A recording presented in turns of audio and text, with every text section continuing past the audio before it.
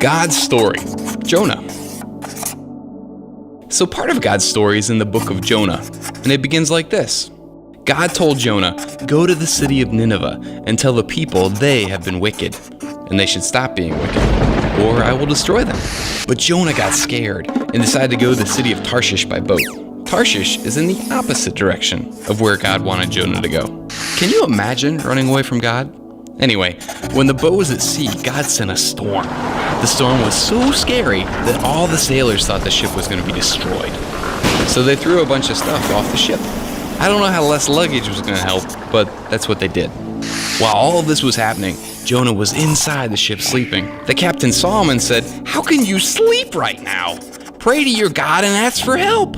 Then the sailors decided to cast lots to find out who was responsible for the storm. Casting lots is a lot like the lottery, except when lots are cast, whoever wins doesn't always really win. Like this time, when the lot fell to Jonah. The sailors asked him what he had done to cause the storm and what they should do to make it stop. Jonah said, "Pick me up and throw me into the sea. That will calm the storm." But the sailors didn't want to. They tried really hard to row back to shore, but the ship just didn't go anywhere.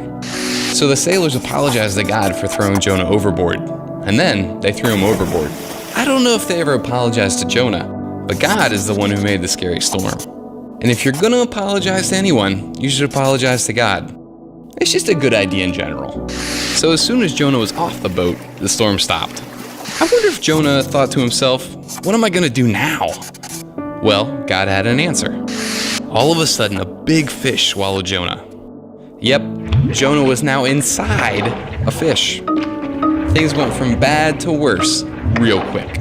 Now the Bible says a fish swallowed Jonah. We don't know if it was a whale or something else.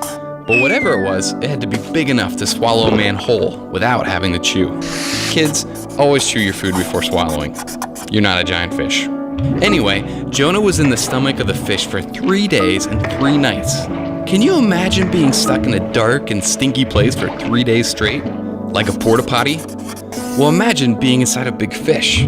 Dark and sloshy and really stinky. Basically a porta potty with fins. After the 3 stinky days, God made the fish spit out Jonah. Actually, fish can't really spit. Jonah got vomited out. Vomit is also known as puke, barf, hurl, oatmeal seconds, upchuck, blown grits, Ralph, tossed cookies, technicolor yawn, and chunder. Basically, the fish got rid of Jonah through its mouth. Do you get the idea? So while stinky Jonah was there on the beach, God told him a second time to go to Nineveh and tell the people to stop being wicked. This time, Jonah went to Nineveh. Listening to God is always a good idea. When he arrived, he told the people that God said they should turn from their evil ways. They believed him, so everyone, and I mean everyone, fasted and put on sackcloth. Fasting is when you don't eat and pray really, really hard. Putting on a sackcloth is putting on a sackcloth.